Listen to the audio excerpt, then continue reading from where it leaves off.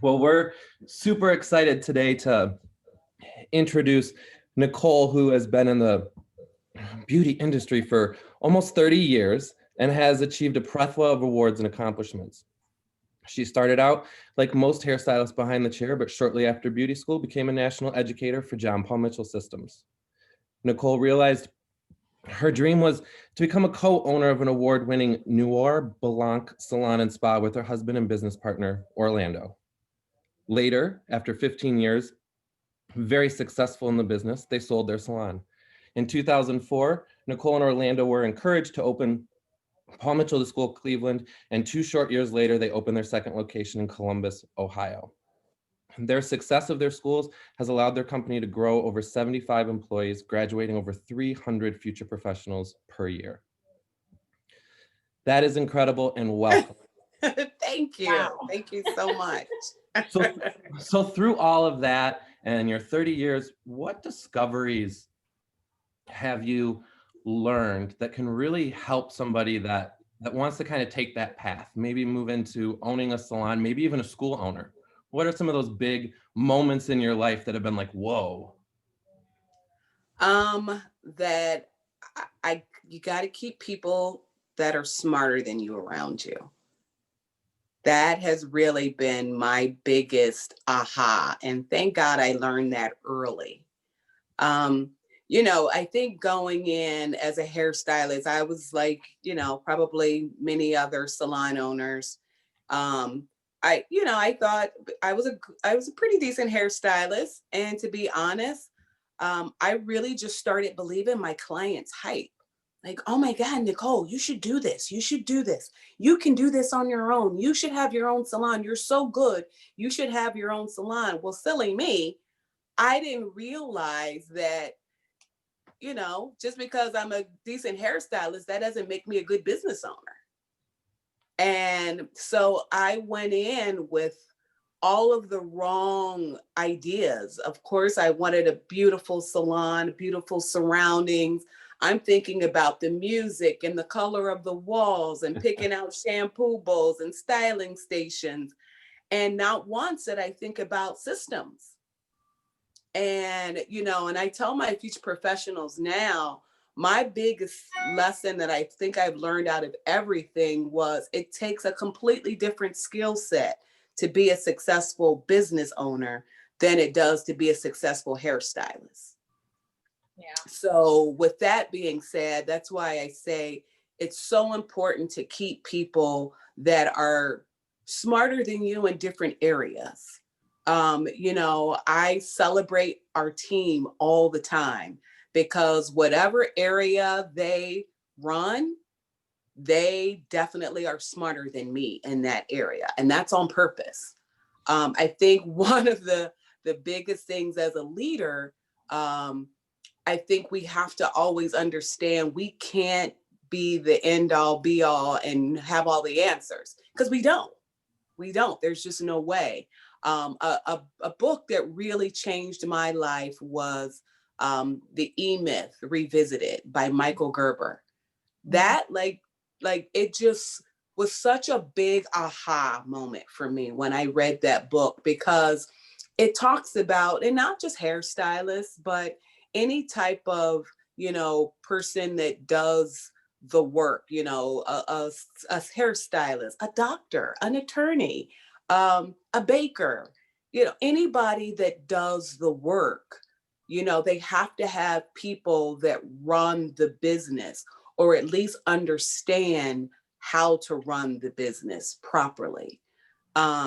You know, and I've had a really unique opportunity because, like I said, I went into the industry, into the business side with no skill set. I'll be just real transparent. I had no skill set. I was a great hairstylist, and that was about it. And I was good with people. So I think that was my saving grace. You know, God takes care of babies and fools, and I was far from a baby. So, you know, I was good with people, and I understood that you have to make people feel good. It's about the experience. So that's what made people keep coming back. But getting involved in our industry associations, such as at that time it was TSA, they were a new budding association of salon business owners. And I went to their very first symposium. And I actually just happened to be going through my Salon Today magazine, just perusing through, which I encourage all industry professionals to do, because you just never know. It just keeps you on the cutting edge, and, you know, keep your ear to the grind of what's going on in our industry and just stay relevant. But they had an article about this new association that was starting with all of my business industry business mentors. They didn't know they were my mentors, but they were, you know.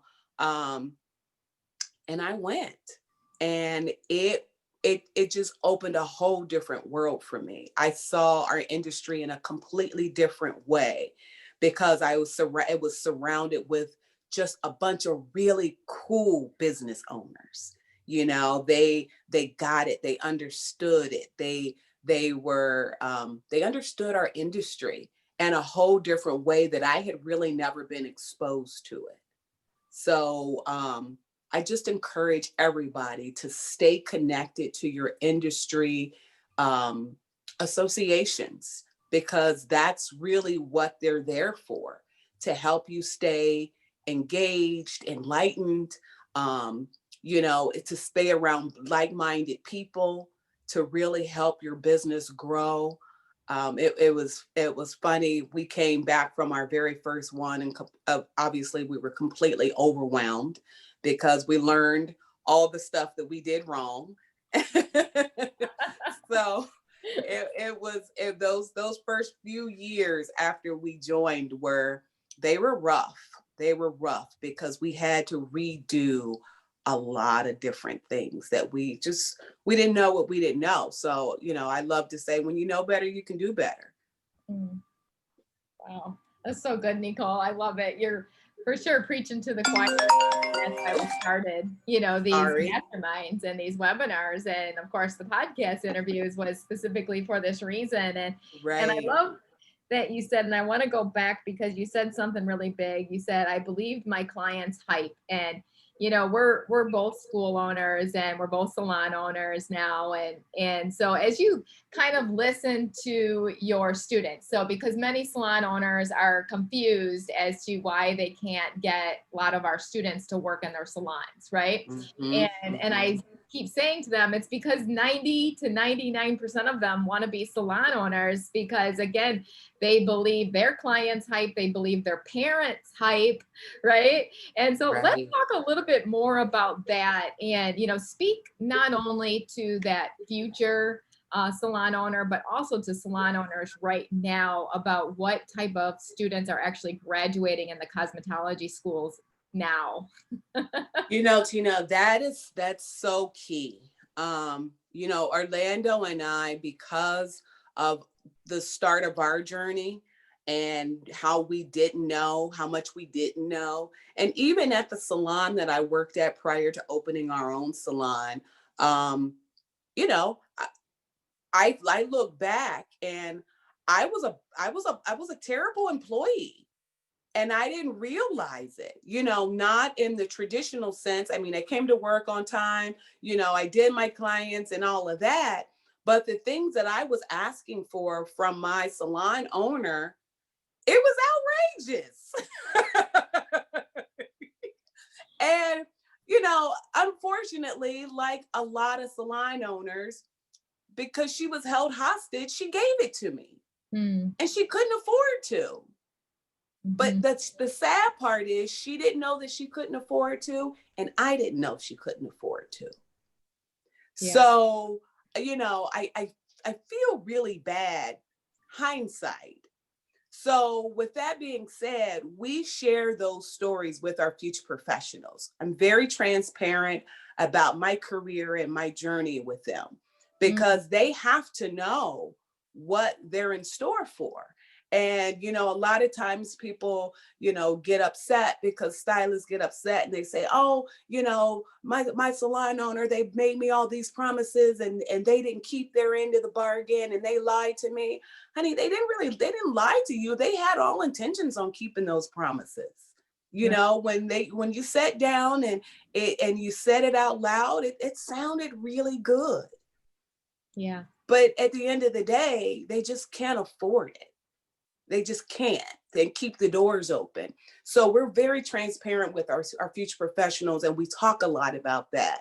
Orlando goes over what a profit and loss statement looks like. Mm-hmm. And he actually talks about and shows them, you know, let's see what would happen if we went from 40%, because, you know, we've done the research and we know that a salon, an employee-based salon, just at the end of the day, I don't care how you dice it and slice it, you just can't be profitable if you're doing more than 40%, period.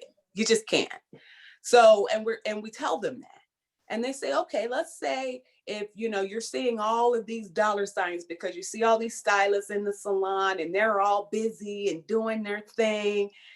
And then you say, you know what? I'm working my butt off. Everybody in here is busy. This salon owner is making so much money. They can give me 50%. Okay, let's just say that's just 10%. Let's change that. So he'll change it on the spreadsheet.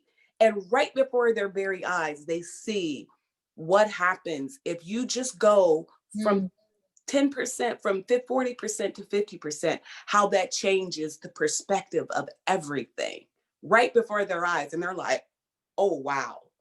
Oh, I didn't know that. And they say, well, let's not stop there.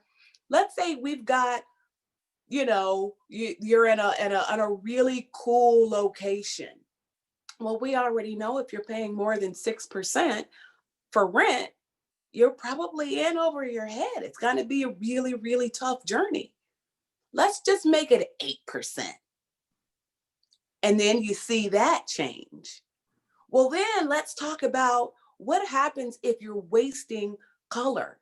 You know, nobody's stealing. You're just wasting. You're just using a little bit too much, and now you're wasting it, going down the drain. So now your cost of goods goes from 5% to 8%. That's easy to do. Yeah. Well, now you've gone from a completely profitable salon to a completely unprofitable salon with just those 3 very small, short things. Yeah. There's such a small margin. It's a very small margin. And we talk about how important it is to really, really manage each one of those line items to the benchmarks, because it really does make a difference at the end of the day, whether the salon can keep their doors open or not. We're not even talking about whether you're profitable or not. We're just talking about if you can keep the doors open. And then heaven forbid something like COVID happens. Then what? Right. You don't even have, you're not even making money for 6 weeks. The doors can't even be open for 6 weeks. What does that do? What kind of savings do you have to be able to help something like that, or to be able to overcome something like that? You know, and then we kind of roll it over into, that's when we talk to the stylists that, you know, think, oh, I'm just going to have a suite. Oh, really? Okay, well, let's talk about that. What's that look like? Right. You know, and then we go into the profit and loss to having a suite and making sure you're paying your taxes and that sort of thing. And what happens if you don't pay your taxes? So we go into in very detail, you know, ad nauseum, probably, for them, how important it is to understand your numbers. And it's interesting because we always ask at the end, so how many of you, because we ask at the beginning, how many want to be salon owners? And of course, 75% of the room raises their hand. We're like, awesome, this class is for you. We're going to talk about being a business owner. And, you know, so everybody's all into it. And then at the end, after we go over all of this, and mind you, this is a 2-hour class. And at the end of the class, we're like, okay, how many of you still want to be salon owners? Well, probably about half of those hands go up. Wow. And then we tell them, it's like, guys, we're not trying to discourage you from being a salon owner. We're trying to inform you to be an informed salon owner. And now you can be, even those of you that have decided this is maybe a little bit more than I bargained for, I don't want to do all of that.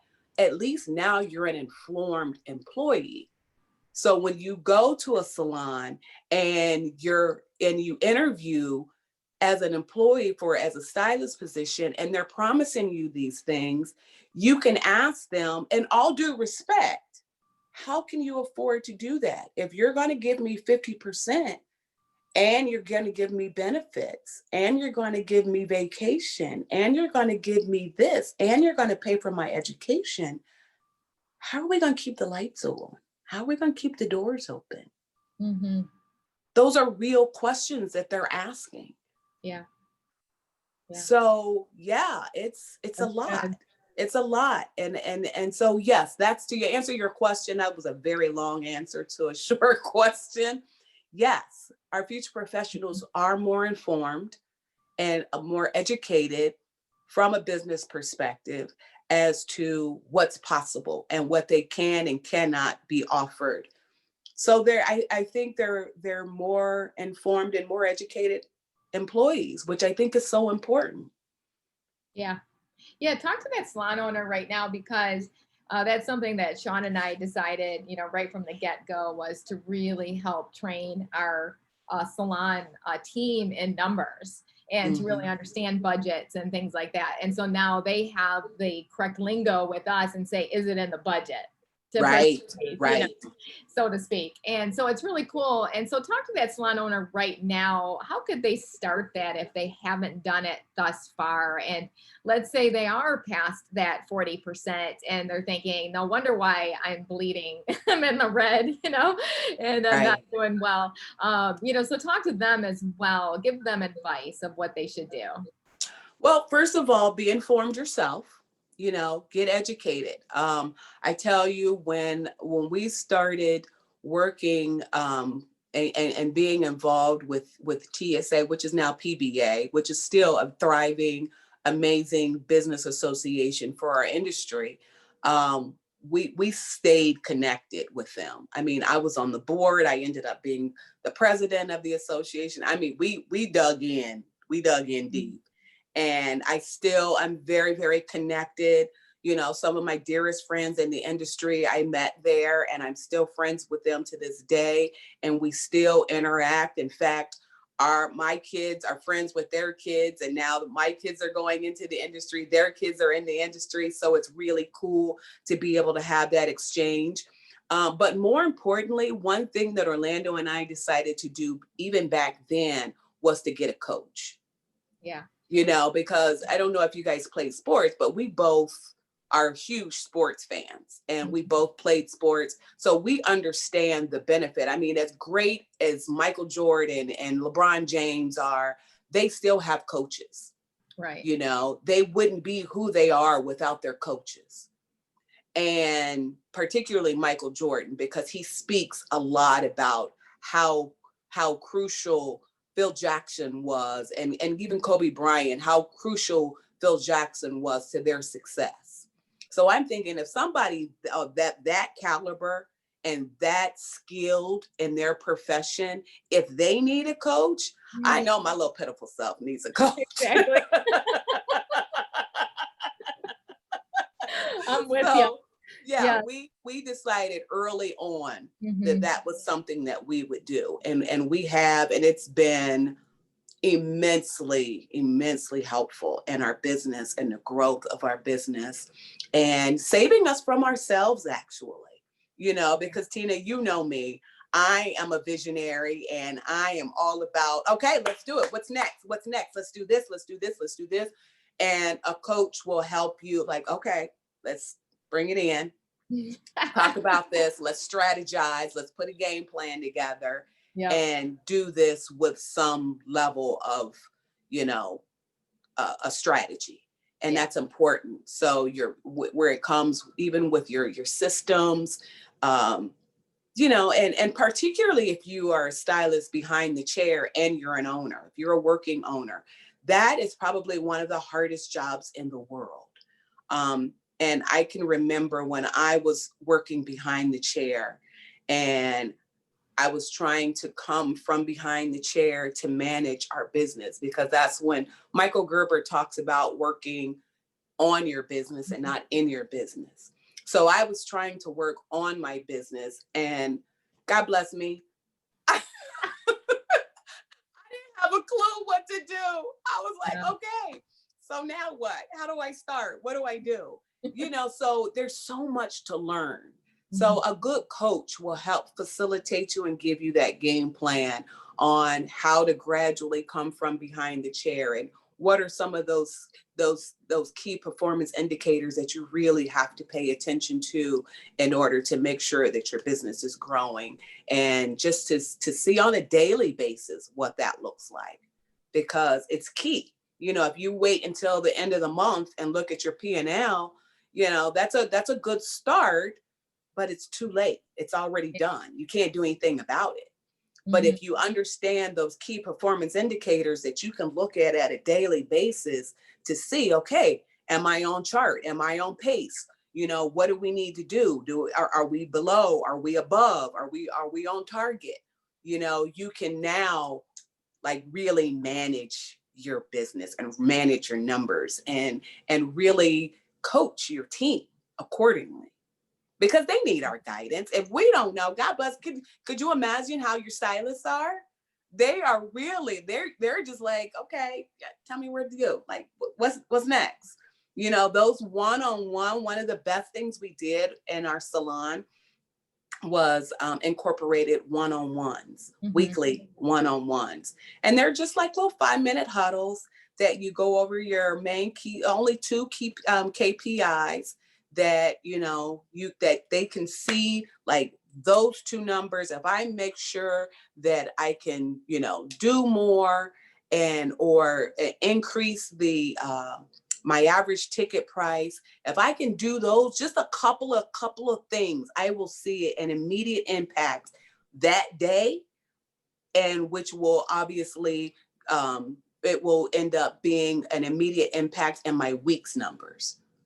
As opposed to some of the other ones, which are secondary indicators that still need to be driven and need to be guided, but you don't necessarily see an end result like immediately.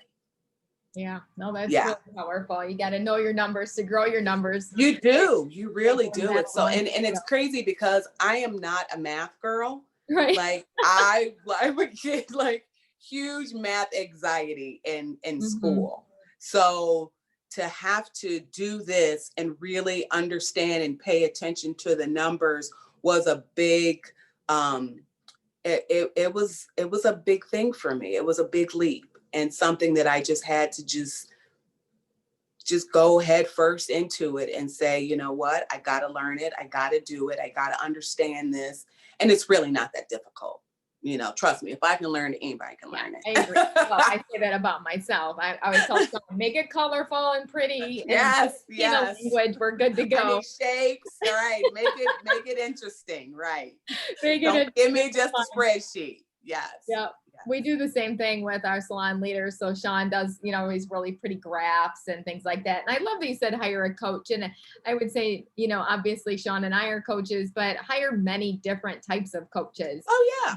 We love to have different coaches looking at our profit and loss statements, because they're going to see something that maybe another coach didn't see, and such as that. Because, you know, we're not Phil Jackson. Well, and you know what? I believe in coaches in all area of my life. You know, I have a fitness coach. You know, you know, I'm a foodie. I like to eat, but you know, I also like cute clothes. So exactly. Yeah, you can't like both, right? Eating and cute clothes. So I gotta have a coach that holds me accountable and make sure that I stay on chart. I love that you said that. That is so powerful. And so, you know, as we look at 2020, I think I think a lot of things with salon owners, NeCole, and I'd love to hear your side, but what I've noticed, a lot of things have gotten exposed in their own life of realizing, wow, I wasn't running my business the right way anyway, so I need to back up and restart. And so we've had more salon owners join our masterminds than ever before, which is really awesome because they're starting to see the light of, I should have done this a long time ago. And maybe they were just afraid to jump on virtually. Now no one's afraid to jump on virtually because, you know, Sean and I and other coaches that I coach with all over the country, their people are from all over, right? From California to Rhode Island. And so what have you seen? Because I love that you said, you know, staying relevant, right? And so how do you stay relevant after 2020 happened? You know, what shifts do you think need to be made now? And I know you're getting back in the salon business. So what are you doing now that you didn't do before? You know, that's so interesting. I think you have to understand why, you know, that's one thing that I really learned, not learned, I knew it, but it, like you said, 2020 revealed a lot of things. And I found myself, Orlando and I both found ourselves asking ourselves, why are we doing this? Why are we doing this? Why are we doing this? And that we're really like, it was like ad nauseum almost, but we learned so much about ourselves, our personal lives. We learned so much about our business. And we kept asking our team, why? Why are you doing that? Why are we doing that? Why? Mm-hmm. And it just kept pushing people deeper and deeper and deeper to think about really why they're doing things. Even like you said, we're getting into the salon, back into the salon business. And the reason why we got out in the first place, it wasn't like your traditional reasons why. The salon, actually, we had gone through all of that, you know, learning the whole systems and all of that. So we had all that stuff in place. And then here comes the schools. Well, we had 2 small children and all of that. And there was a lot going on. We had to learn the school business all over again. So we had to decide, okay, something's got to give. All 3 of these can't happen successfully. So we decided to sell the salons, but we kept the name. And the name Noir Blanc is black and white and French. And 20 years ago when we had the salon, it was a multicultural salon then. That was always what I did. I always did all textures of hair. I thought that was so important. That's what I enjoyed. It just made sense to me. Fast forward, why did we get back into the salon business? We had to ask ourselves, why are we doing this? And we thought about it, and we have all these future professionals that are looking for good jobs, good careers. Yeah. You know, we have future professionals that come into the school, they start out and I want to work in a shop. I want to go to a shop. And I said, okay, that's fine. Do you want to work in a salon or do you want to work in a shop? Yeah. There's a difference. And there's nothing wrong with either one. You just have to know what you're going to do, what you want and why. Yeah. And when we started asking that why, they started having more understanding of what they were looking for in their career and why they wanted to do it. Why are we opening a salon? We're opening a salon because we want our future professionals to have a great place to go and have an amazing career and a career path, and be able to understand the growth in their industry and be able to think long term and not just, you know, we one of the challenges our industry has, we create hair hoppers. Yeah. You know, we create that. And at some point, I mean, we're no different from any other person. We want to grow. We want to, be able to continue to grow at some point. And, and stop me if I'm going off base here. But one of the biggest challenges that our industry have, particularly in employee-based salons, is the fact that, at some point when they cap out, I mean, there's only so much you can do behind the chair. It's only so much. So once that person hits that, that peak, then what? What's usually happening, they're usually, at a certain age where they're like, okay, there's got to be something more to this than this. Right. What else is there? What else am I going to do? So I think for salon owners, we have to be able to create a career path for our stylists once they hit that peak in their career. And for us, we've created multiple paths for them to be able to do that. They can become a salon owner, a partner with us. And, you shared that with me. Mm-hmm. And we really researched that, and we've really dug into it, and we've created a system with our coach behind that. But we've also, there's something that hit our industry that people salon owners are really upset about. And that's the suites. Right. And, I'm like, I've been to some of these suites, and some of them are beautiful. Yeah. They're absolutely beautiful. And, in our opening the salon, we interviewed a lot of suite owners, like probably well over 100. Wow. Just because I wanted to research what's working, what's not working, what do you love, what do you hate, what would you do different? We did the research. Great idea. And we found out that a lot of them, they don't want to be in business by themselves.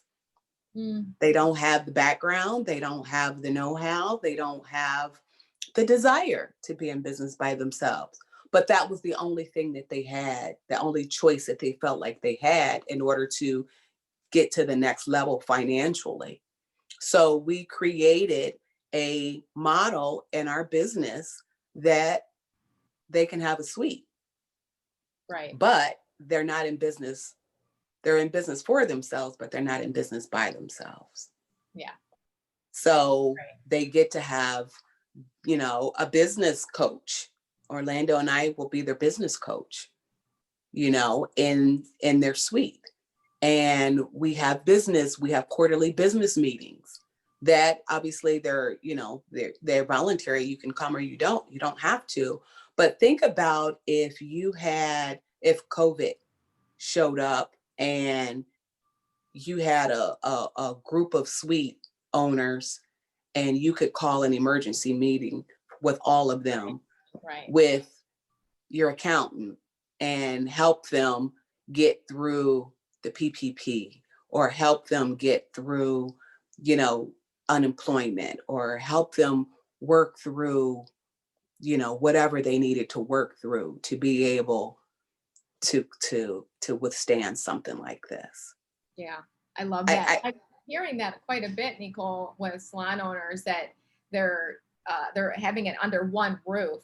I believe yours is under two separate roofs. Can you kind of talk about your business model? Because I know a lot of salon owners are very interested in doing this, because they're like, I know I need to be more flexible with these career paths, but I just don't know how to go about it without creating two different types of cultures within my salon. So how have you navigated that, or how will you navigate that? Well, it's interesting that you said you use the word culture, because that's the key. Most people, if you have a good culture, people don't want to leave that. Right. That's what they're connected to. That's where their heart is. And, the whole stories, how people sneak out in the middle of the night to go and booth rent and all of that. And it's never a good, it's never a good scene. It's never a good situation. So with this, it is under one roof, but it's two completely separate businesses though. Right. The salon is Noir Blanc Salon, and the suites are NEB Studios. Okay. Yeah. So you walk in and there's a big, open, beautiful foyer, or lobby where, people can kind of just, well, one day they'll be able to sit and hang out. Yeah. We don't know. Someday. Someday. Maybe. Someday they'll be able to hang out in there and have coffee and, chit chat with their friends. But right now they just got to walk through it. But to the left are your suites. And, it's a hallway corridor with all your suites. And to the right, it's two big double doors you walk through, and it's the salon. Yeah. So, the salon is there and people are doing their thing. But when people get ready and get to a point where they feel like, I really think I'm ready to have a suite. Like, really? Okay. Now it's a celebration, and let me back up, because you've got to set yourself up, because salon owners always say, oh my gosh, what if they're your number one producer? Well, part of your systems and putting your numbers, making sure your numbers are in order, you have to set it up so that it's not depending upon your top producers. Right. You know what I mean? Your top producers aren't the ones that are keeping your doors open, that are making, the funk, everything flow. That's not that. I mean, they're obviously a part of it. They add to it, but they're not the end all be all. It's the ones that are, that are building, that are growing, that are really the heartbeat of your business. Those are the ones that are really keeping things flowing. So, but you got to set that up in the beginning. And I also, property ownership is a game changer. It's a game changer. If you can own your own property, and that's one of the things, and I have to give credit to my husband. He was the mastermind behind that. A few years ago, he said, you know what, we really need to, because he and my son created a property development company. And so in them doing that, he said, you know what, we need to go ahead and just purchase the property that we're in. So any business that we open, we always own the property. Yeah. And when you do that, it allows you so many more opportunities, and it's a game changer for you as a business owner, because it allows you to be able to do some things that maybe somebody that doesn't own their property may not be able to offer, simply because the numbers just don't make sense, and then, I mean, forget about it. If you own the building outright, it really changes things for you. Yeah. So owners go that route, which is interesting. I know school owners do. Yeah. And, Yes. because I think a lot of times salon owners try to get into these top-notch locations. And so you can't, right? You can't purchase, you have to rent, right? So talk about that, because Sean and I, we've always said, we were coached through this process too. If you're good, people will come to you. You don't need a great location, you don't. On social media. Talk about that for a minute. It's so interesting, because what, back in the 80s, and even the 90s, it was the mall. You have to be in a mall. You have to, you got to be in this. Yeah. Right. Wow. Right. I mean, malls are paying you to go in there and be in the mall now. So it really, you're right. If you're good, if you do things the right way, people will come. Of course, you have to create an amazing environment. I mean, it can't be too obscure. You still want to have some visibility, be on a main road if possible, be in a great neighborhood if possible. You still want to have those things, still have access to some walkability of other things if possible, but they're not, it doesn't close the door on it. you want to look more at what can you do on the inside and even the outside. I mean, our space is in it's a neighborhood, actually is right down the street from our school. And it's a neighborhood, a nice suburb.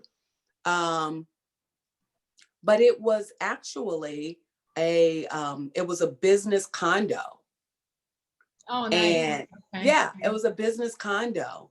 And we purchased 3 of the condos. And there's like a beautiful pond in front. So, and all of the suites have a big picture window to the pond. Nice. And I mean, it's just, you can really, we were, because it was a doctor's office, we were able to take that and completely transform it and turn it into a beautiful little quaint oasis. You know, when people walk in, they're like, oh my God, this is so cute. I would have never guessed.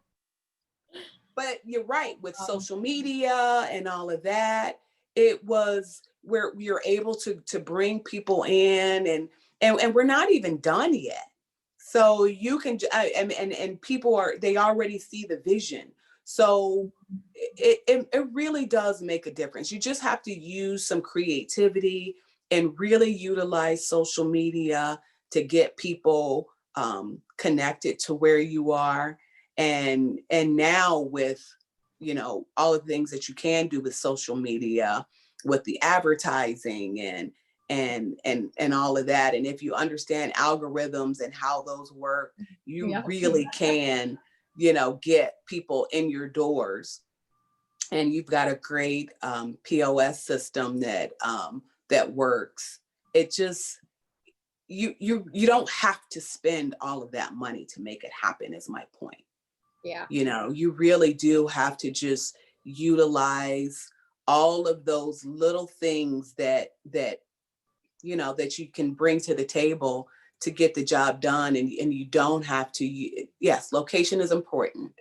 But there are other things that you can use to get people to your location where you don't have to spend a bunch. That you said to put in your business plan a location that you could purchase. That's such a smart business plan and such a smart business owner through that process. And I know some people are going to be dying to ask this question. So with your business model, will they have to be first an employee before they can be a salon suite owner? Is that part of the career path, or will you hire salon suite owners right away off the get-go without working in the business? Well, you know, there's a catch-22 there, you know, because when you first open, right, you know, everybody is, uh-huh. But you know, you have to, integrity is extremely important to me. And I have so many friends in this industry, and even if I didn't, I still would feel the same way. And Orlando and I both feel very strongly about this. You know, I know what going and bringing people in from another salon, and maybe they don't have their things set up to where, you know, if that person leaves, it could, especially in these times, it could mean the difference between somebody keeping their doors open and closing. Right. You know, and we would never want to do that to any of our colleagues. Right. So our career path, it really is for the suites.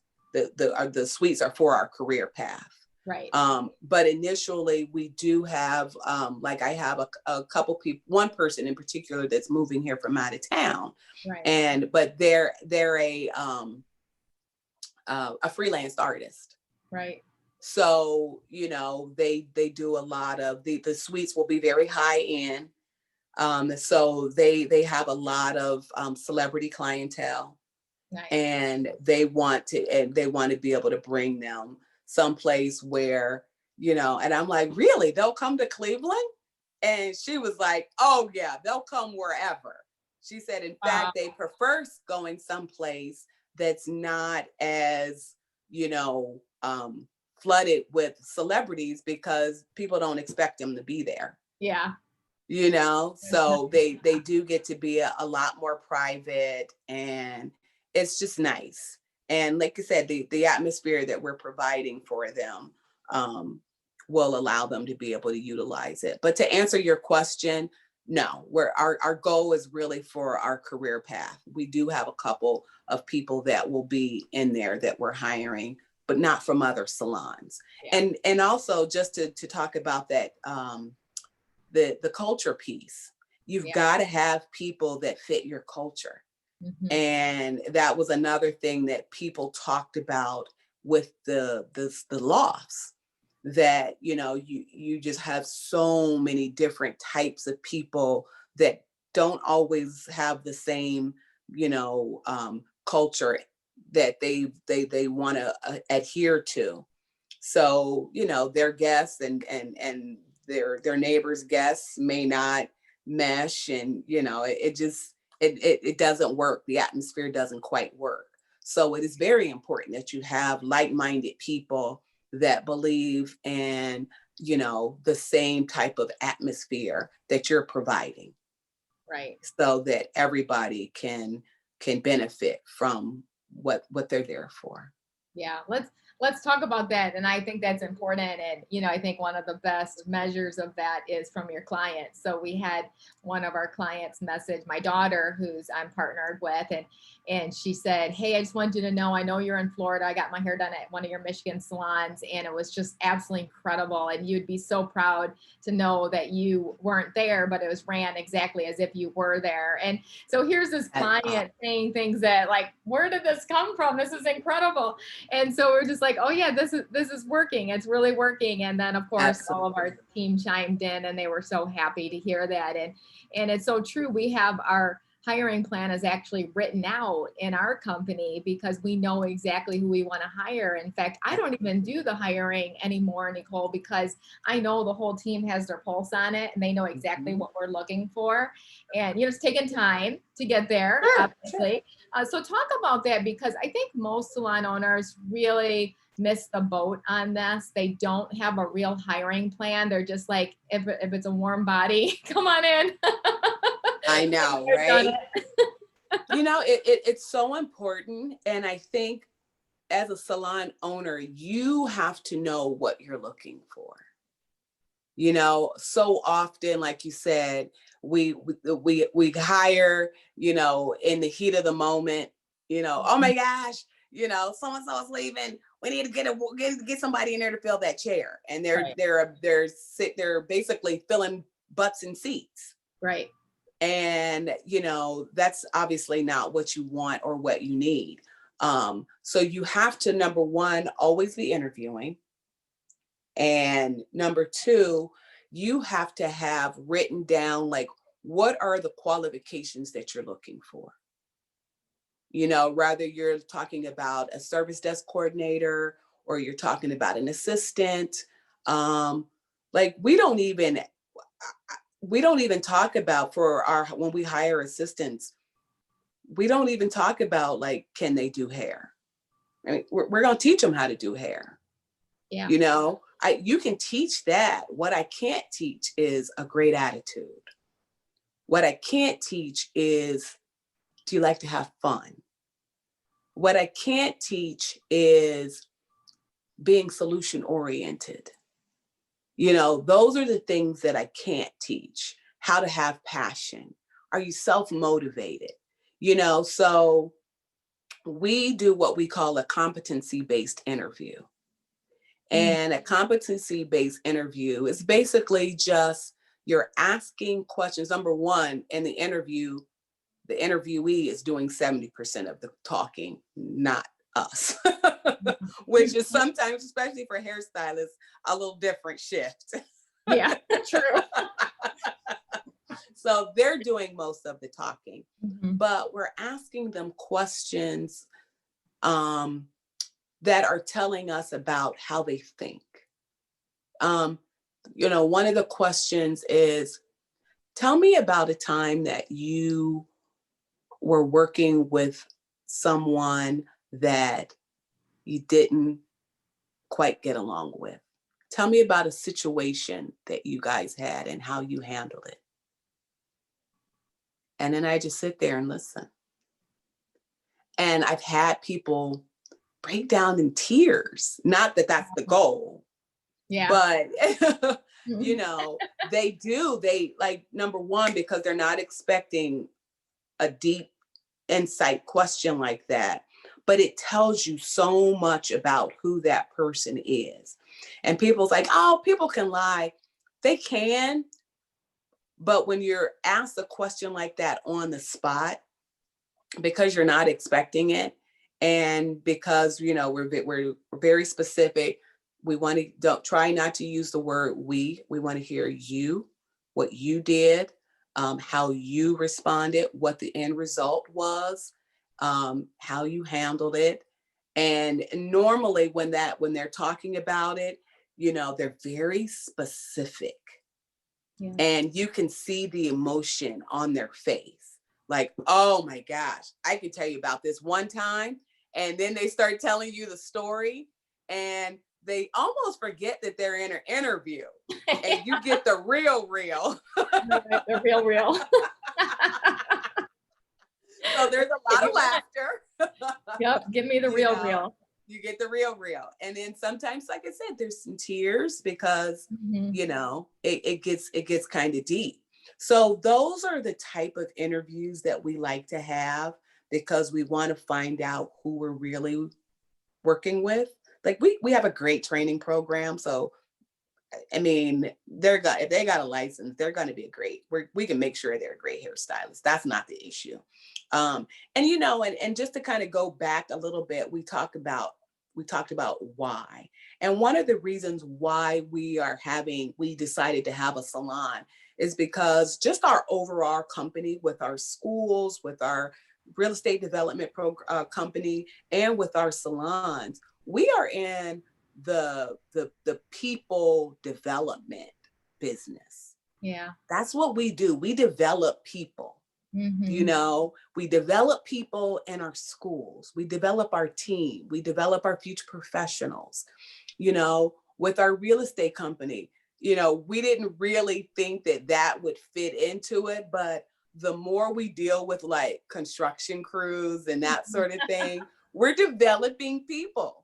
Yeah. You know, because they come with a whole different skill set. And it's interesting because they're not used to being interacted with the way we interact with them. And I tell you, more times than not, we've had, you know, especially our GC, our general contractor, he has told Orlando so many times, man, I have grown so much working with you guys, just because of how things are handled and how, you know, they're held accountable, and, you know, the culture and all of that. It develops people. And so even with that part of our organization, we're in the people development business, and our salon's no different. So good. And I love it.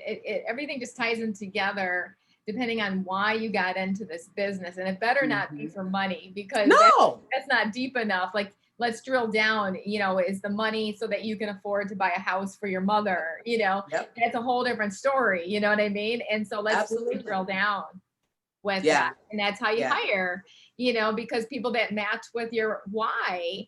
And so, but I think so many times we don't do that. I think so many times we hire people who are really competent in our companies, that seem to be competent anyway, but they don't have the heart that you have. And I actually sat down with my salon leaders, NeCole, and I said, hey, I need us to build a list of non-negotiables. I know we have like this hiring plan, but we've made a few hiring mistakes this past year. And so we need to talk about that. And so what did we see in those hiring mistakes that we need to do? And the same thing in our schools, you know, Sean and I sit down the same thing.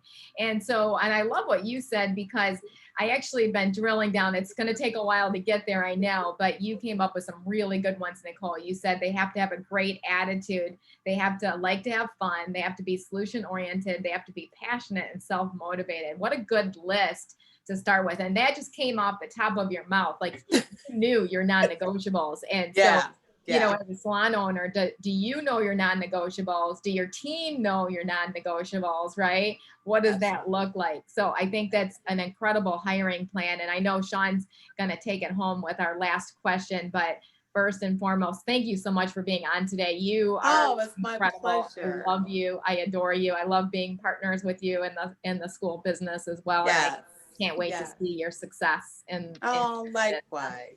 I know Thank you so much. One of the things, how do they get in touch with you? Because I know that there's going to be business owners that are going to want to reach out, because you just been absolutely brilliant today and dropped so much knowledge with us. So how can people reach out to you?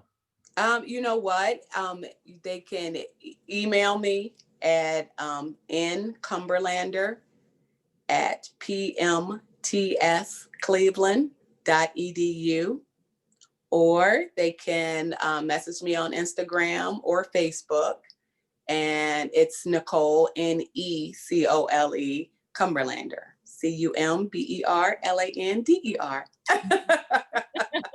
And I would welcome anybody to reach out. As you can see, I'm a talker.